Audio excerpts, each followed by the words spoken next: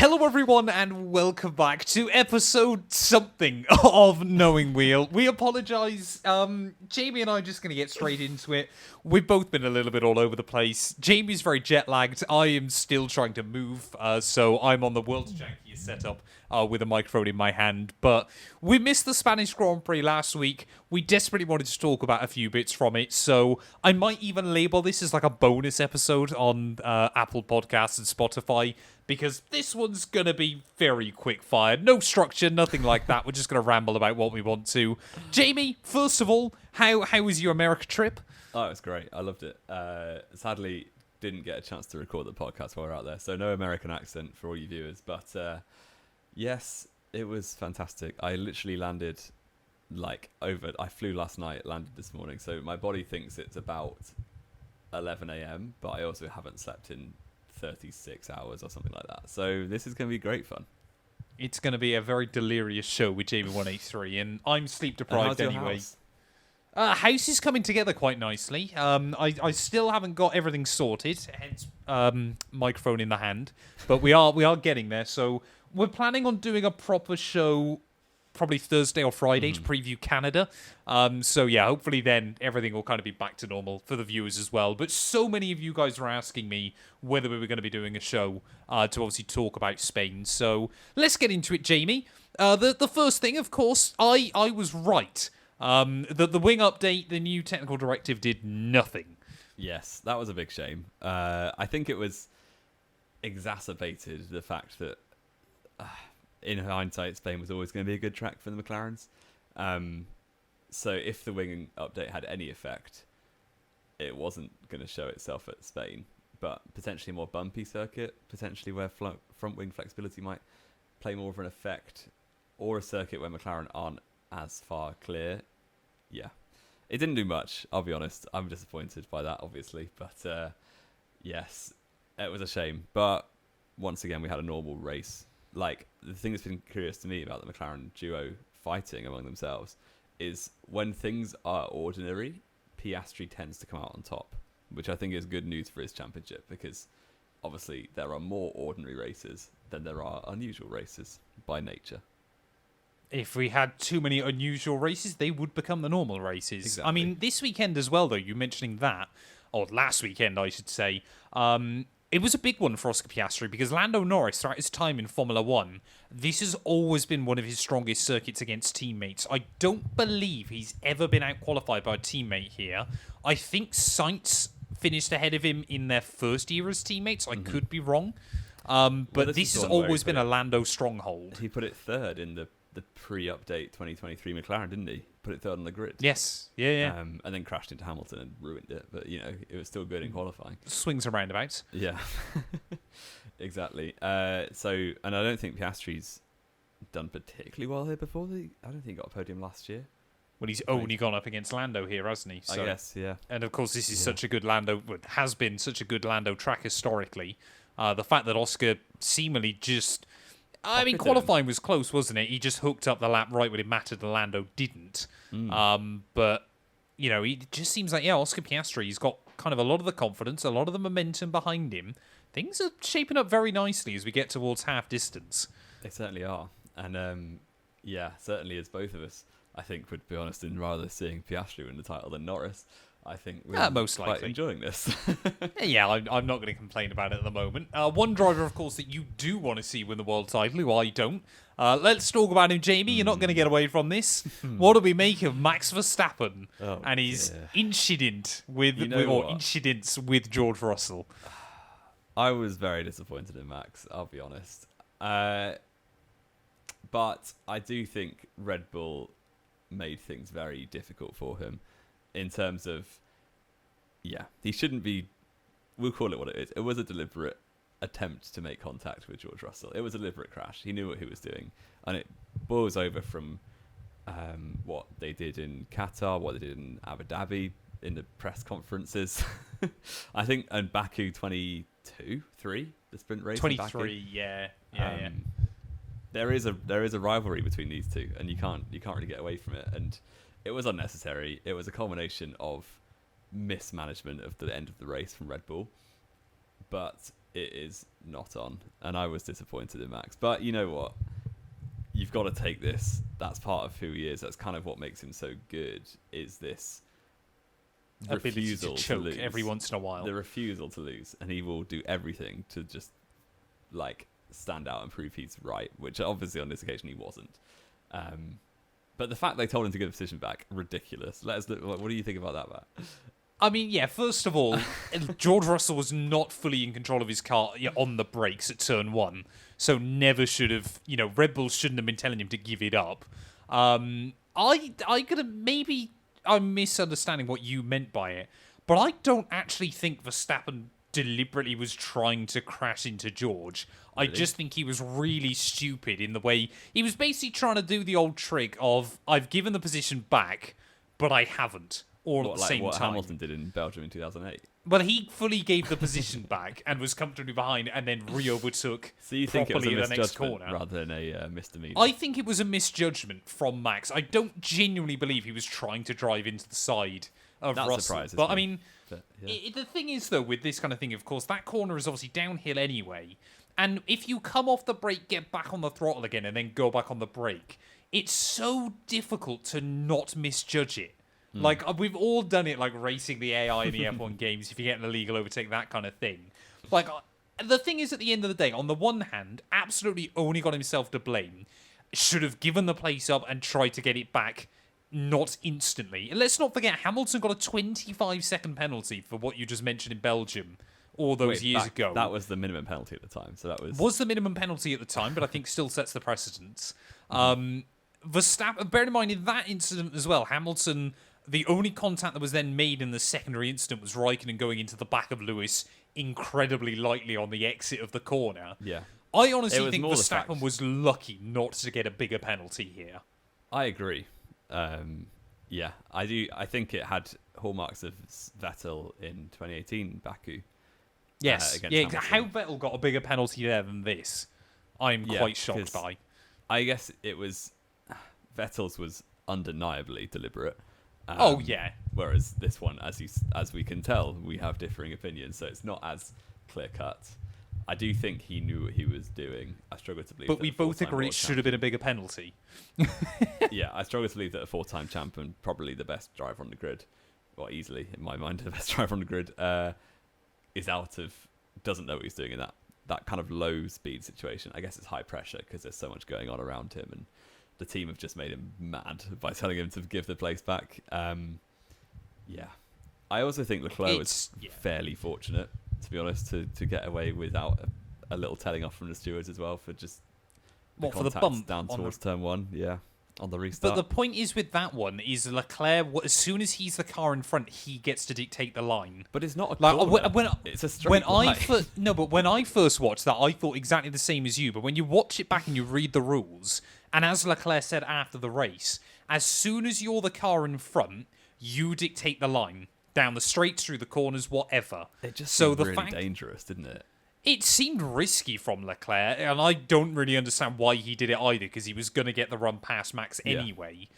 But on the one hand, yes, he probably could have avoided making contact with him. On the other hand, Max could have definitely avoided making contact with Leclerc as well. He was slowly trying to move him over. And like I said, as soon as Leclerc's the car in front, he has got the right to take the line there.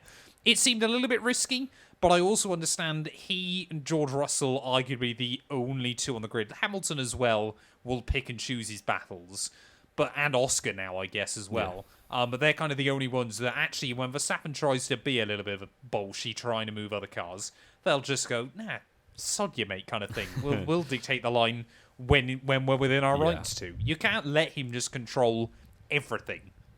Yeah, and to be fair to them, they could see that, and now that he's not in an untouchable Red Bull like he was in 2023, or for a lot of last year, exactly for 5 races last year. The first third of last year, still definitely, and obviously a lot of 22 as well. It's just Red Bull have often had the car, and clearly now, Verstappen feeling that pressure. He was a little bit unlucky with the way the strategy, did come away from him. They couldn't have planned for that safety car. All the Red Bull fans I keep seeing on social media calling for Hannah Schmitz's immediate sacking is hilarious. Oh, ridiculous. She's won that man so many races in the past. But I cannot believe people are talking about one bad race. That's fickle social media F1 fans for you. Exactly. And like, to be fair, they were kind of caught between rock and a hard place because they only got into, like, I think prior to lap 55.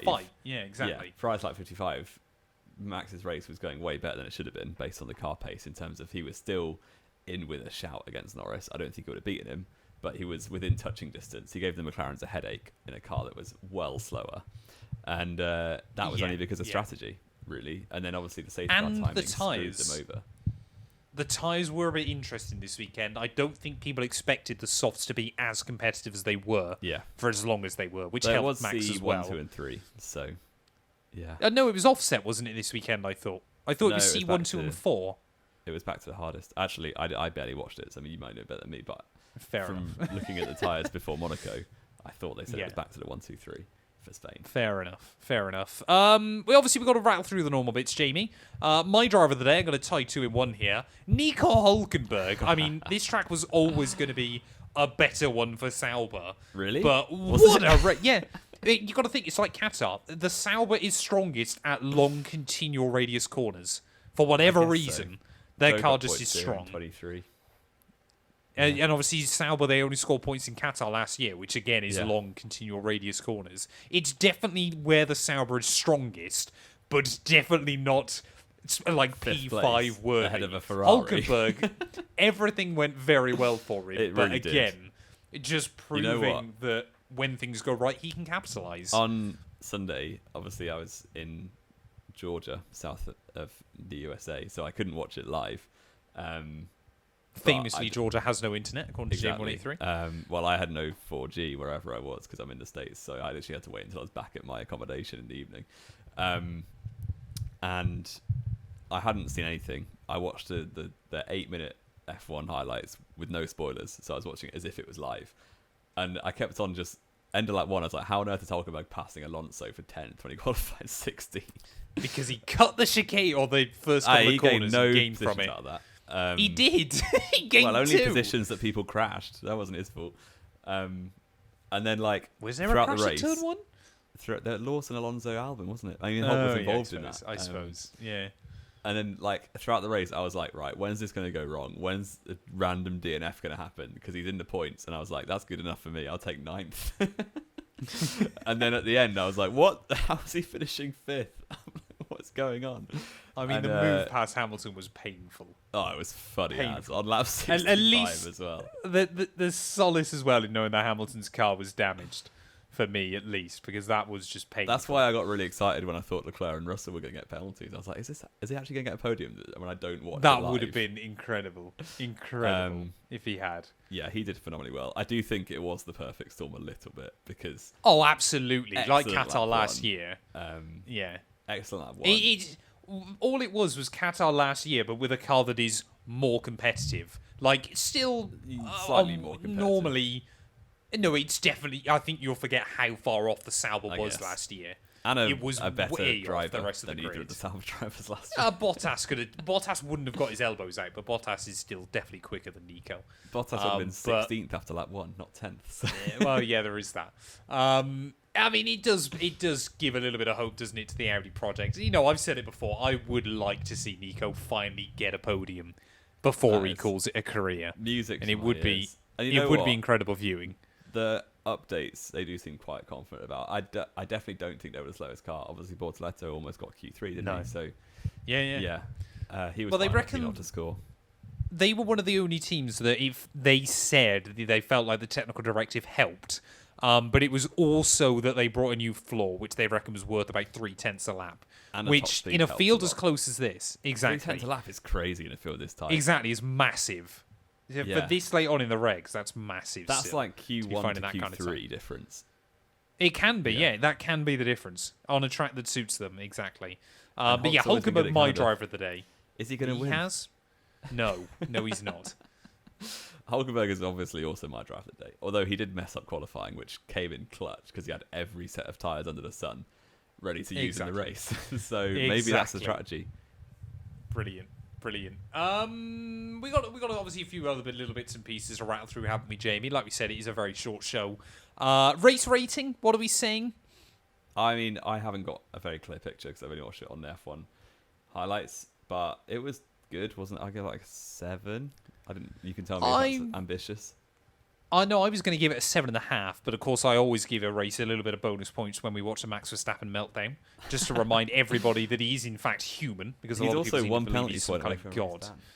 He is. We were going to talk about that more in Canada. I was hoping.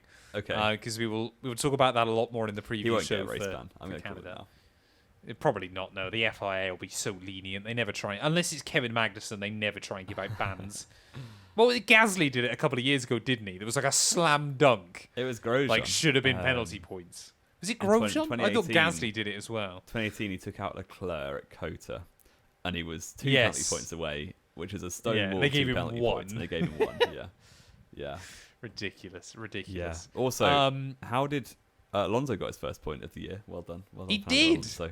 At last. I really felt for Liam Lawson because he fought so hard that race. Like the amount I watched the extended Sky Sports highlights. Shout out to Nico Rosberg, by the way, the best commentator. Genuinely didn't mind him on comms for the first time ever. Liam Lawson seemed to just be making contact with someone every lap, and pretty much finished 11th. I really felt for him because he deserved points the way he drove. Apart from 1 or 2 of them were a bit misjudged, but you live and you learn. It's the Liam Lawson way. It is the Liam Lawson way. Yeah. Predictions recap, Jamie. What were the scores on the doors coming into this weekend? I closed up. No, you pulled away again, didn't you, in Monaco? No, I closed in Monaco. 5 points in it. So I was. I can't even remember what we predicted. I'm hoping I've written it down. 29th of May. That would make sense, wouldn't it? Yeah. This doesn't look great for either of us, actually. No. So you went Lando Norris pole, no points. Lando Norris win, no point. Oh, 1 point, sorry. 1 point, thank you. Yeah, I was going to say. Oscar Piastri in second, 1 point. And Max Verstappen in third. So I would have had him bang on. Well, had he not been a complete bottle job. Had Max Verstappen not Max Verstappen, if I would have had him bang wheels, on. She would have been a bike, so who cares? I said this is going to be funny. Max Verstappen pole. Nope. Oh. Max Verstappen win. Nope. Oh. Oscar Piastri in second. That gives me 1 point. 1 point. And George Russell in third, which wasn't that bad, actually, close. looking at it. No, close. Was not bad prediction. So but you did say Lando Norris wasn't going to podium. Yeah. 2 for you, 1 for me. There you go. So, I've given myself So what's 2. the scores now? 28 to me, 24 to you. Okay, that's all right. And we go into Canada, obviously, where Hulkenberg will qualify on the front row like he did 2 years ago. I wait for you to predict that. That'll be incredible. He didn't qualify on the front row, did he? It was penalties for others that put him on the front row. At the end of qualifying, he was P2, and then he got his own penalty that dropped him to 5th. Yes. Sorry, I do remember. Brilliant. He was too fast for the stewards. They had to penalise him. Too fast on the red flags was the problem. Deary me. Have we got anything else to add, Jamie, on I think what might well be the shortest episode we've ever done? Yeah, well, you've got to go somewhere, haven't you? That's the problem. For the viewers wondering why. I also want to go to bed, but I can't for another few hours, which is a big shame. Fair enough. Thank you all, as always, so much for listening. Like we said, we apologise this has been a short show, but we're hoping normal service will resume Thursday or Friday. Get yourself subscribed if you're new. We're at 915 subscribers, so we are closing in slowly but surely on our goal of 1,000. But yeah, Jamie and I will return later on this week to preview the Canadian Grand Prix.